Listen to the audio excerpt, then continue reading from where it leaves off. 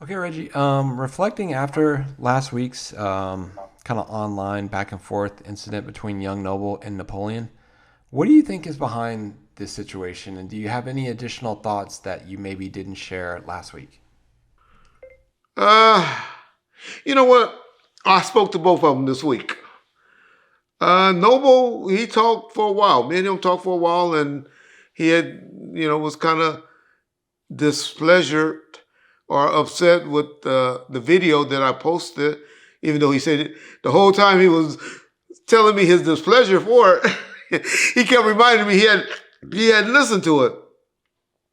I'm like, boy, you know a lot about this video and you haven't listened to it. But shout out Noble, very respectful. He came to me like a man and talked to me and reminded me that, hey, Reggie, I love you, bro. I got love for you. Why are you coming after me? And then even my boy Mutal. I call him Mutal. Y'all know it's Mutal. I better say Napoleon, because y'all know I'll fuck up your name if I can, right? And I'll be messing up everybody's names. Okay, Reggie, we always talk about sensitive topics and in particular like Diddy and stuff like that, and it just kind of reinforces how important it is to have a good lawyer. An injury could bring you millions of dollars if you have the right team on your side. That's why I'm proud to bring Morgan & Morgan, America's largest injury law firm. They have over 1,000 attorneys in all 50 states ready to help you if you get hurt. Your injury could be worth millions. Morgan & Morgan don't settle for lowball offers. They fight for every dollar you deserve if you become their client. Just recently, they achieved some significant verdicts for their clients: $12 million in Florida, 34 times the highest insurance offer, and $26 million in Philadelphia, which was over 40 times the highest insurance offer. With Morgan & Morgan, there's no upfront costs and there's absolutely no fee unless you win. It only takes a few minutes to log on the website and see if you have a case. If you've ever been seriously injured, your case could be worth millions, and you're just a few clicks away from seeing if your life could be changed. It's easy to start your claim now. You can go to forthepeople.com/bomb or scan the QR code with your cell phone's camera in the corner right now. So y'all hear what Mu or Napoleon is saying, what he believes all this is behind. I know a lot of us have speculated that it was really mainly behind the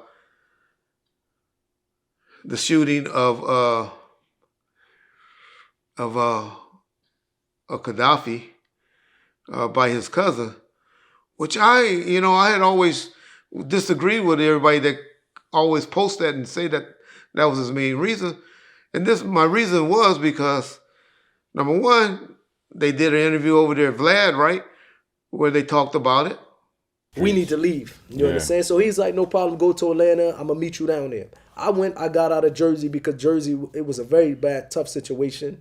But before I left, I introduced Gaddafi to my little cousin. Gaddafi and my cousin, they used to like to pop pills. You know what I mean? This was a time where the youngsters in Jersey used to get high by popping pills. So they automatically clicked because they had something in common. Me, the only thing I used to do back then was drink. I wasn't into anything else. So they would hang all day, pop their pills, do what they had to do, and they was kicking it with each other. So it wasn't like my cousin took a gun to go to Gaddafi's house and to kill him. He always had a weapon on him. And not only that, my cousin told me they was playing, my friend Kaz had Gaddafi in a headlock. And my cousin pointed the gun at his face and it accidentally went off. That's enough. I don't see how an individual would shoot a gun while his friend is behind him holding him purposely. You understand? So when I spoke to my little cousin, I went to Jersey. And I spoke to my little cousin what happened. He told me it was an accident. My grandfather met, I didn't even know this. Seth told me when I seen Seth a few years ago that even before I met with my cousin, my grandfather met in a hotel with Seth, with Gaddafi moms. I don't know if Faye was there, but with Gaddafi family was Seth and all of them was there. My grandfather was like, what do you want us to do with him? You understand? My grandfather said the same thing to Seth and them. They said, well, we want him, Yak mother, Gaddafi mother said, well, we want him to turn himself in. And my grandfather said, well, at least give him one day to spend times with his kids, but I promise he would be in jail. So not only was myself telling him, man, just turn yourself in, my family wasn't backing that. My family was supporting him to go turn yourself in. Yeah. You know what I mean? Mo, when we found out Gaddafi had got shot, we was at a Fanny's house. We was on the floor asleep. I get the call from one of the homegirls was a friend of Gaddafi's girl at the time, you know what I mean, and telling us. So immediately, you know, we knew what happened. She said he did it. They came to the house. They was in the hallway, and it was just like, you know, it was just hard to believe the whole accident thing, because, you know, when it happened, you know, they was kids. They ran off, you know, and left. So when the girls heard the shot and opened the door, you know, he was there. You know what I mean? Like my little cousin said, we was kids. He Right. said when we shot him, I didn't know what to do. That's the first time I No, ever of course shot they somebody. gonna run, no doubt, So no he doubt. panicked and ran. You know what I mean? Immediately though, when we get on the phone, you know, I'm like, who did it? All this, you know, like Napoleon cousin. It was crazy. He get on the phone immediately, like probably the same day. He wound up getting in touch with his cousin, and immediately was telling him to turn himself in. It was just I went like to Jersey. No, I remember you actually got on the phone with him too, though, at the house. Yeah, you probably don't remember, bro. You know, we was just talking about that. You know, he used to drink every day, man. A lot of stuff. Be catching up, man. Stealing some memories from me. Since we just been back connected, we talking about a lot of different things. He's like, I can't remember the Hennessy, but I remember that. I remember he wound up talking to his cousin when we was at the house on the phone. Yeah. And, you know, you was telling him to turn himself in, but that scenario was like, it was the worst case scenario. It's a nightmare. You could tell in in Noble's body language that he didn't like, you know, talking about it, or he didn't like the answer, but he sat there and he took it, and this is only, 7 to 8 years ago. And so then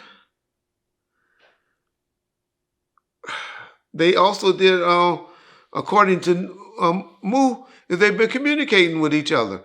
And they were talking about doing an Outlawz documentary and stuff like that they've been trying to shop around for a minute and stuff like that. And so I really believe it's not behind that. I really believe that it's behind the story that Moo told, and, you know, Tretch, as he said, called and going off. And that bitch-ass nigga Arthur Gaylord playing both sides. Did y'all hear what Moutel say? And y'all see what Napoleon said? And then y'all see what video that he sent to Noble and he posted on his Instagram? Telling y'all letting that Mighty Mouse looking motherfucker from Houston playing everybody against each other.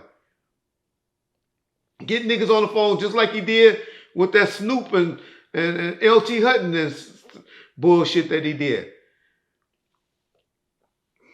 Okay, I'll leave that alone though. But it's people like that that's causing this confusion between these dudes. It ain't behind no motherfucking the shooting stuff and all of that. They been done dealt with that. They done dealt with that. It's behind people getting involved, instigating shit, is what I believe. My opinion. Still my opinion today. But I'm not going to be guilty of it, of keeping it going, instigating it. I'm going to let it play out, and hopefully they work it out, and it'd be water under the bridge after a couple of weeks or so. Because I'm sure Napoleon, he doing this thing. He over there got his barbecue shop going on over there, and Noble and Edie out there doing their things. I saw it, and man, I'm starting to like Edie even more, because Edie is starting to clarify a lot of stuff. You know, even after 1 minute he said they were going to leave Death Row and do this, and then now he got a video up today, or, you know, in the last week, where he pretty much said, yeah, they're going to be signing the Machiavelli records on Death Row. I'm like, is this nigga bipolar or what? Can you make up your mind? Which one is it? Y'all going to be with Quest or? Oh, but we're going to go to Interscope. Interscope wasn't going to do nothing back then without Suge approval. Suge has always said, only way this album coming out is going to be on Death Row. So y'all ain't had no deal on no table from no Interscope. Y'all would have took that in a heartbeat, so stop it. Stop it.